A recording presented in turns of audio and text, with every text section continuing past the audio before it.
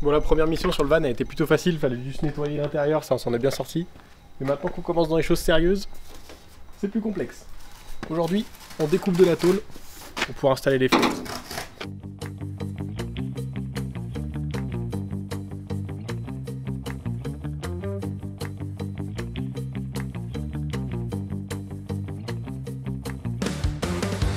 Ça marque officiellement le début des grandes choses, de partir sur des basses scènes avec un truc tout propre. Donc on est content d'enfin commencer.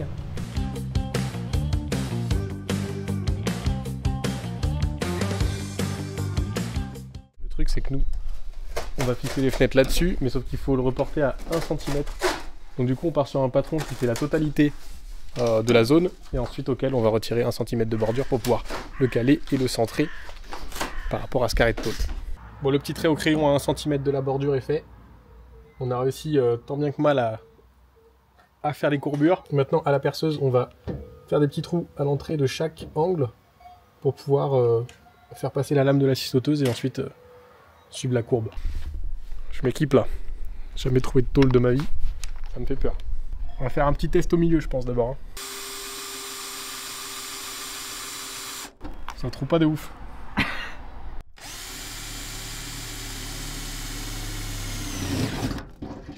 Ok, ça marche. Premier trou dans la carrosserie, my god, j'ai peur. Ok, c'est bon. Premier trou, fille. Perfect, hein? De l'autre côté. Il est là, le petit coco. Ça, c'était le premier, là, le central. Donc on s'est rendu compte qu'on utilisait une mèche de perceuse un peu trop petite, du coup on a élargi les trous. Et là, ça nous permet de reporter les mesures de l'autre côté pour que la porte soit fermée et qu'on ait plus de résistance au moment où on fait la scie sauteuse.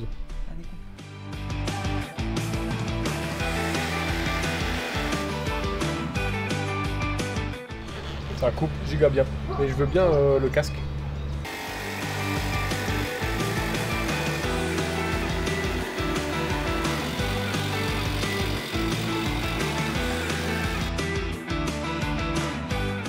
Fais-nous l'honneur d'enlever le magnifique trou que tu viens de faire.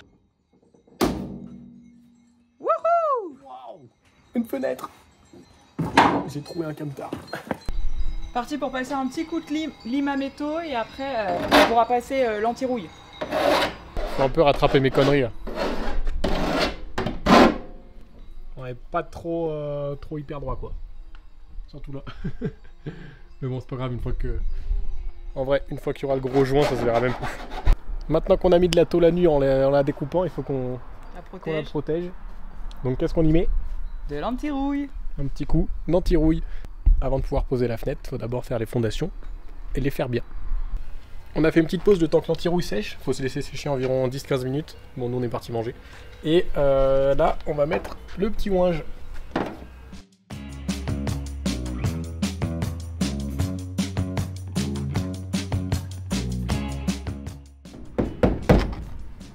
Ouais, joli, hein. Bien. Ça fait propre. Donc là, l'idée c'est de bien dégraisser la surface pour qu'après la colle vienne bien adhérer. On fait évidemment la même chose sur la fenêtre. Au niveau de la surface, appui. Maintenant que la surface est bien clean et que ça a un peu séché, on va pouvoir appliquer notre Sikaflex 265 qui va nous permettre de pouvoir fixer notre super baie. Sur tous les blocs qu'on a lus, c'est vraiment celui-là qui était recommandé, donc du coup on suit à la lettre étant donné qu'on est débutant.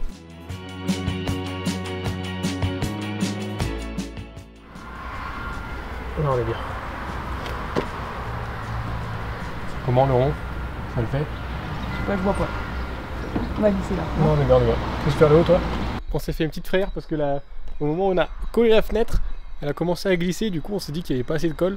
Donc on l'a retiré, on a remis de la colle pour être sûr que ça tienne. Au final on a vidé le tube complet de Sikaflex pour une petite baie. Alors il va falloir un deuxième tube, puis peut-être deux juste pour la grande baie latérale. On a mis des serre jointes partout, du scotch pour être sûr que ça tienne.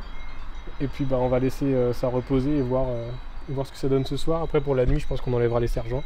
Premier crash test, c'est cette fenêtre, on verra pour les autres demain. Mais en tout cas ça fait... c'est quelque chose d'avoir cette première fenêtre, incroyable. Je sais pas ce que vous en pensez, moi je trouve ça cool. de l'intérieur. Ça fait hyper quali, regardez.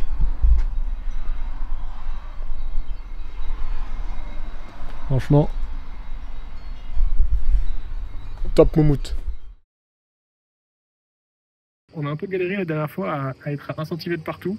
J'ai coupé un petit assaut et en gros l'idée c'est que la pointe elle ressort. La pointe du crayon normalement elle ressort à pile 1 cm si j'ai bien fait mon travail. Et donc là j'aurais juste en gros à passer le tasseau tout le long et ça va me faire un trait à 1 cm sur lequel on pourra découper. Eh, c'est pas mal mon histoire, hein. Ça marche bien. On vient pas de gagner 1 heure de temps là? Ah ouais là, minimum. Une fois que ça c'est fait, on ferme la porte pour reporter le tracé à l'extérieur parce que c'est quand même bien plus solide de scier dans ce sens-là que depuis l'intérieur. Maintenant il faut qu'on fasse les angles, ça c'est le plus chiant mais on a un outil exprès pour. Il est où l'outil exprès pour? Je vous montre vite fait depuis l'intérieur comment ça rend. Mais en gros le concept c'est en utilisant ce genre d'outil qui permet d'épouser les formes, de pouvoir reporter ces arrondis là de l'autre côté. J'ai bien mon arrondi en bas à gauche, du coup il faut bien que je pense que c'est celui en bas à droite qu'il faut que je reporte. Donc là j'ai toujours bien mon arrondi que j'ai pris comme ça de l'autre côté. Donc en gros il faut que je le reporte comme ça de ce côté. Et alors là c'est un peu une tannée du coup ah ouais, je vais le prendre là, ce sera pareil. Et moi je pourrais tracer. Donc ça fait un peu un escalier mais on tape le truc. Voilà. On a un joli arrondi. Maintenant on fait ça sur les 4 coins. Et voilà, c'est parti. On va mettre du scotch tout autour, l'idée c'est de protéger la carrosserie, notamment dans les angles où on va venir vraiment épaissir parce qu'au moment où on va tourner la scie sauteuse, sinon ça risque de rayer le reste de la carrosserie. Ce qu'on a fait sur l'autre porte. Du coup on apprend de nos erreurs. Et on fait pas la même chose. On va doser.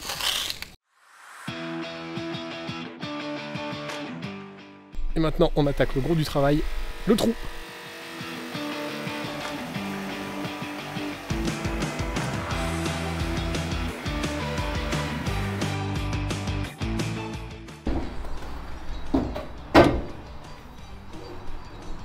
Champion.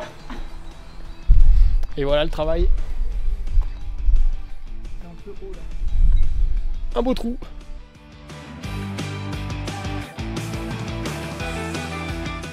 On passe au joint qu'on va mettre sur tout le tour de l'ouverture et on viendra, enfin là on a pas mal de mètres parce qu'en fait l'idée c'était de pouvoir le faire pour toutes nos ouvertures.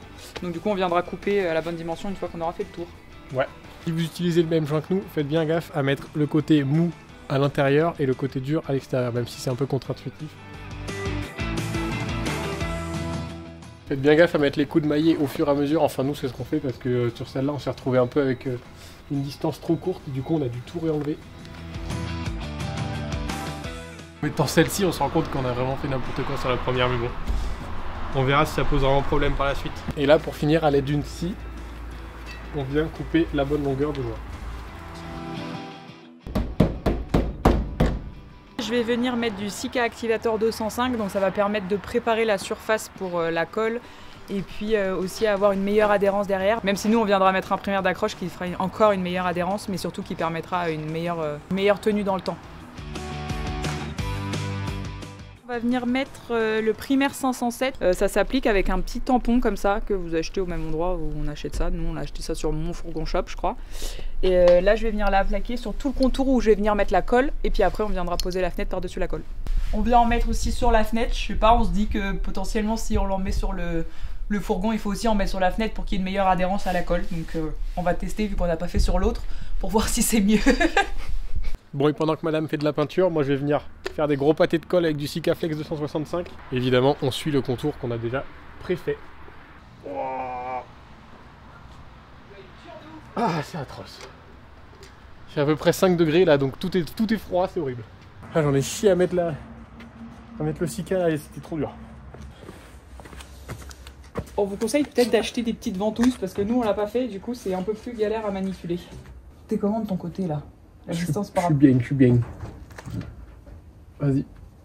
C'est parti. Pas trop pire, hein. Et maintenant on va laisser sécher. Malgré la nuit et le froid, on va laisser les serre-joints.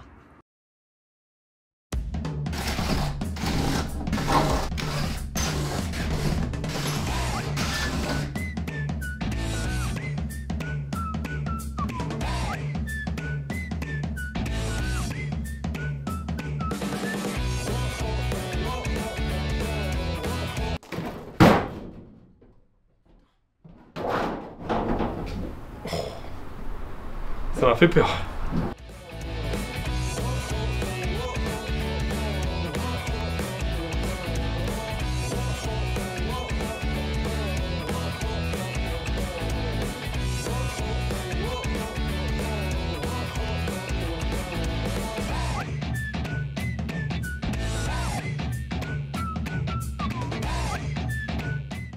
On se rend compte après avoir posé qu'on a coupé un poil large la tôle, on n'a pas fait de mesure avant de faire la découpe, on est parti sur le 1 cm comme celle pour l'arrière.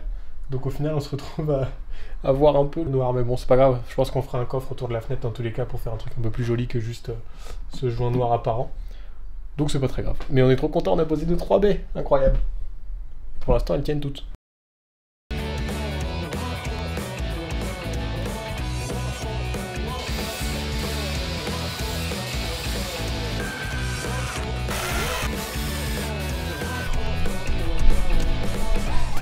C'est d'une précision ma parole. C'est pas mal, et nous on sera assis ici. Donc il n'y aura pas de la lumière directement au-dessus de la table, mais il y en aura quand même pas mal. Ouais.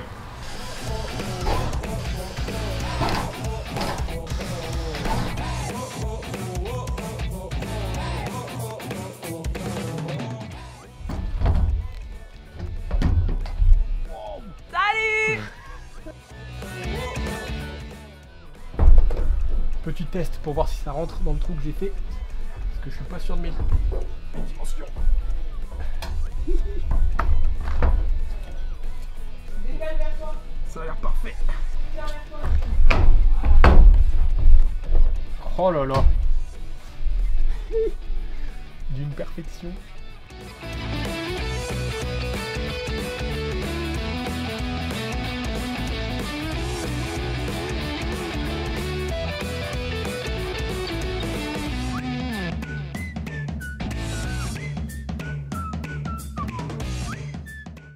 Et boum, juste comme ça, nos 3 fenêtres et notre lanterneau sont posés, on est trop contents. Notre van ressemble vraiment à un van aménagé maintenant, regardez-moi la classe qu'il a quoi. Et le petit lanterneau au-dessus, attendez, est-ce que j'arrive à vous le montrer? Je crois pas qu'on le voit. On est trop contents et en plus la mieux posée c'est la plus grande et la plus lourde, donc ça fait grave la taf. Si vous voulez continuer de suivre cet aménagement avec nous, n'hésitez pas à vous abonner. Le prochain épisode ça consistera à faire le sol, passer les gaines, l'isolation, bref, tout plein de trucs. Abonnez-vous!